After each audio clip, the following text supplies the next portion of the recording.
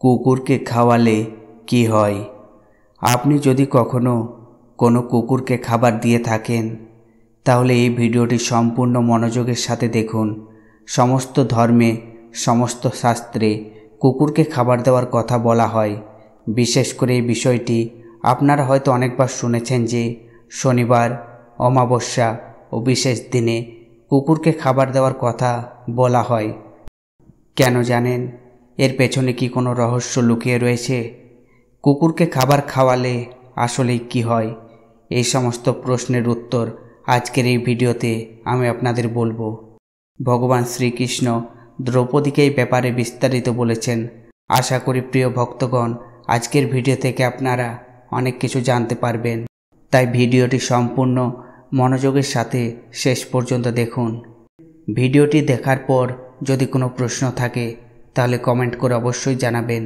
নমস্কার প্রিয় ভক্তগণ, মোটিভেশনাল জেপি চ্যানেলে আপনাদের সবাইকে জানাই স্বাগত। একবার ভগবান শ্রীকৃষ্ণ সোনার সিংহাসনে বসে বিশ্রাম নিচ্ছিলেন।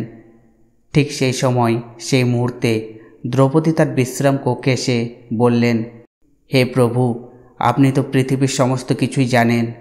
আপনি মানুষের দুঃখ দূরকারী, এই জগতের কল্যাণকারী। প্রভু, আমি আপনাকে একটি প্রশ্ন জিজ্ঞাসা করতে চাই। তখন ভগবান শ্রীকৃষ্ণ বললেন, হে দেবী দ্রৌপদী, আপনার মনে যে প্রশ্নই থাকুক না কেন, বিনা দ্বিধায় আপনি আমাকে জিজ্ঞাসা করতে পারেন। আমি অবশ্যই আপনার প্রশ্নের উত্তর দেব। তখন দ্রৌপদী বললেন, হে ভগবান, আমি জানতে চাই কুকুরকে খাওয়ালে মানুষের কি হয়? কুকুরকে খাওয়ালে কি কোনো উপকার পাওয়া যায়? তখন ভগবান শ্রীকৃষ্ণ বললেন, হে দেবী দ্রৌপদী, আপনি তো কুকুরের সম্পর্কে ভালো করেই জানেন, কারণ আপনি তো কুকুরকে অভিশাপ দিয়েছিলেন। দ্রৌপদী তখন বললেন, হ্যাঁ প্রভু, আমি কুকুরকে অভিশাপ দিয়েছিলাম, কিন্তু আপনি আমাকে দয়া করে বলুন যে কুকুরকে খাওয়ালে কি হয়? মানুষের কি কোনো উপকার হয়? তখন ভগবান শ্রীকৃষ্ণ বললেন, হে দেবী দ্রৌপদী, যদি কুকুরকে এক টুকরো রুটি বা অন্য যে কোনো প্রকার খাবার খাওয়ালে একজন ব্যক্তির 8টি উপকার হয়। যেসব ব্যক্তি এই উপকারের কথা জানেন তার জীবন ধন্য হয়ে যায়, তার জীবনে দুঃখ কষ্ট আসে না। যে ব্যক্তি প্রতিদিন কুকুরকে এক টুকরো খাবার খাওয়ায় সে অবশ্যই এই 8টি সুবিধা পায় এবং সে সারা জীবন সুখী থাকে এবং মৃত্যুর পরেও সে মোক্ষ লাভ করে। ভগবান শ্রীকৃষ্ণ তখন একটি গল্প বললেন দ্রৌপদীকে। বললেন, এক সময় একটি গ্রামে একটি খুবই ক্ষুধার্ত কালো কুকুর বাস করত। একদিন সে গ্রামের প্রতিটি বাড়িতে বাড়িতে গেল, কিন্তু কেউ তাকে এক টুকরো রুটিও দিল না। খিদের জ্বালায় সে এদিকে ওইদিকে ঘুরে বেড়াতে লাগলো। এইরূপ ঘোরাঘুরি করতে করতে সে নদীর তীরে এক ব্রাহ্মণের আশ্রয়ে গিয়ে পৌঁছালো। ব্রাহ্মণকে দেখে কুকুরটি প্রার্থনা করল, হে ব্রাহ্মণ, আমি মনে করি আপনি মহাজ্ঞানী এবং ধার্মিক। আমি খুব ক্ষুধা এবং তৃষ্ণায় কষ্ট পাচ্ছি। দয়া করে আপনি আমাকে এক টুকরো রুটি দিন, যাতে আমি আমার ক্ষুধা নিবারণ করতে পারি। তখন ব্রাহ্মণ বললেন, গ্রামের কেউ কি তোমাকে এক টুকরো রুটিও দেয়নি যা খেয়ে তুমি তোমার ক্ষুধা মেটাতে পারো? তখন কুকুরটি বলল, হে ব্রাহ্মণ, আমি আপনাকে কি বলবো? আপনি আমার কথা বিশ্বাস করবেন না। তখন ব্রাহ্মণ বললেন, দয়া করে তুমি আমাকে তোমার কথা বিনা দ্বিধায় বলো। তুমি যা বলবে আমি অবশ্যই বিশ্বাস করব। তোমাকে খুব অসহায় দেখাচ্ছে। তখন কুকুরটি ব্রাহ্মণকে বলল, হে বিশ্ববাসী, আমাদের প্রতি দয়া করুন। আমাদের ঘর নেই, আমরা রোজগার করে খেতে জানি না, জামা কাপড় পরতে জানি না, তাই শীত গ্রীষ্ম বৃষ্টিতে আমরা এভাবেই ঘুরে বেড়াই। আমরা পড়তে লিখতে জানি না। এটাই আমাদের দুর্ভাগ্য যে আমরা আপনাদের মতো কথা বলতেও পারি না, কিন্তু আপনাদের মতো আমরাও ক্ষুধার্ত বোধ করি এবং আঘাত পেলে আমরাও আপনাদের মতো কাঁদতে জানি। এই দুই বিষয়ে আমরা আপনাদের সমান, তাই আমাদের দয়া করুন এবং আমাদের কোনো কষ্ট দেবেন না। ঈশ্বর আমাদের কষ্ট দিয়ে পাঠিয়েছেন, তার উপর আপনারাও যদি আমাদের কষ্ট দেন। আমরা জন্মের পর দেখি আমাদের মা আমাদেরকে বুকের মধ্যে জড়িয়ে রেখে ছায়ের মধ্যে শুয়েছিল। আমরা 4 ভাই ছিলাম, বাকি 3 ভাই ছিল সাদা, আমি একমাত্র কালো রঙের ছিলাম। সবচেয়ে ছোট হওয়ায় আমি খুব দুর্বল ছিলাম। যখনই প্রয়োজন হতো মা আমাদের কাছে আসতো, কারণ তাকে নিজের খাবারের ব্যবস্থা করতে হতো। সে যদি খাবার না খায় তাহলে সে আমাদের দুধ দেবে কি করে? আমাদের দুঃখী মা সর্বত্র আমাদের খাবারের জন্য দৌড়াতো। আমার মা গ্রাম রক্ষায় সারা রাত জেগে থাকতো। অচেনা কেউ যেন গ্রামের দিকে না আসে, তাই সে এটা করতে বাধ্য ছিল। আমাদের মায়ের ভয়ে অন্য গ্রামের কুকুরও গ্রামে আসতো না। কৃষকদের খেতে ঘোড়া পর্যন্ত ফসল খেতে এলে আমাদের মা তাকেও তাড়াতো।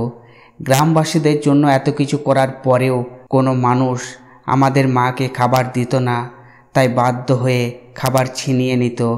আমার মা একদিন খুব ক্ষুধার্ত ছিল। ক্ষুধায় তার পেটে আগুন জ্বলছিল। সেদিন গ্রামে এক শেঠের বাড়িতে ভোজ চলছিল এবং লুচি তৈরি হচ্ছিল। শেঠের বাড়িতে অনেক অতিথি এসেছিল। আমার মা খাবারের সন্ধানে সেখানে যায়, কিন্তু লোকে তাকে দূর দূর করে তাড়িয়ে দেয়। কেউ তার প্রতি একটু দয়া অনুভব করেনি যে এই অসহায় কুকুরটিকে এক টুকরো খাবার খেতে দিই। আমার মা শুধু দাঁড়িয়ে দাঁড়িয়ে লোকেদের খাবার খাওয়া দেখছিল। এমন সময় পরিবেশনকারী লোকটি কিছু কাজের জন্য ভেতরে গেলে আমার মা চুপি চুপি সেখান থেকে একটা লুচি নিয়ে পালিয়ে যাওয়ার চেষ্টা করে। তখন একজন চিৎকার করে আমার মাকে মারে। সেখানে থাকা লোকজন লাঠি নিয়ে মাকে ঘিরে ফেলে। মা ভয় পেয়ে যায়, কারণ সবাই লাঠি হাতে নিয়ে দাঁড়িয়ে আছে। মা সেখান থেকে বের হওয়ার চেষ্টা করছিল, কিন্তু তার আগে লোকজন তাকে লাঠি সোঁটা নিয়ে মারতে শুরু করে। আমার মা সেখান থেকে কোনো মতে পালিয়ে যেতে সক্ষম হয়। আমার মা চলে আসার পর যারা সেখানে ভোজন করছিল তারা সবাই খাবার ছেড়ে দিয়ে বলল, কুকুরের স্পর্শের কারণে খাবার নষ্ট হয়ে গিয়েছে, আমরা এই খাবার খাবো না। শেঠের বাড়ির সবাই একে অপরের সাথে আলোচনা শুরু করলো।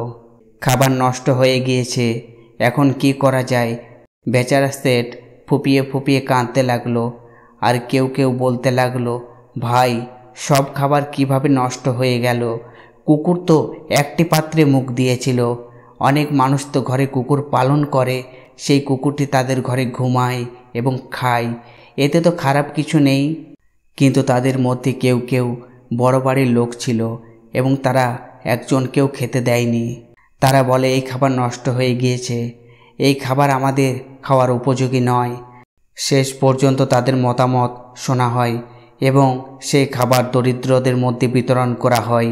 সেই দিন আমার মা খুশিতে দরিদ্রদের থেকে পেট ভরে খাবার পেয়েছিল, কিন্তু সে অনুভব করেনি যে এই সুখ তার জন্য বড় কষ্ট হয়ে দাঁড়াবে।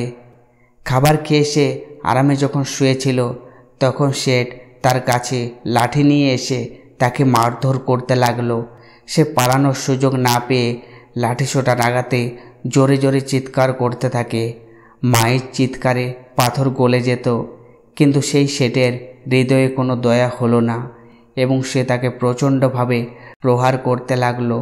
মায়ের যন্ত্রণা আর্তনাদ গোটা গ্রামে শোনা গেল, কিন্তু কেউই এগিয়ে এলো না তাকে বাঁচাতে। অবশেষে সেই শেঠের লাঠির আঘাতে আমার মা মারা গেল। ক্ষুধার কারণে মানুষের বুদ্ধিও নষ্ট হয়ে যায়, আর আমরা তো পশু। মায়ের মৃত্যুর পর আমরা 4 ভাই অসহায় হয়ে পড়ি।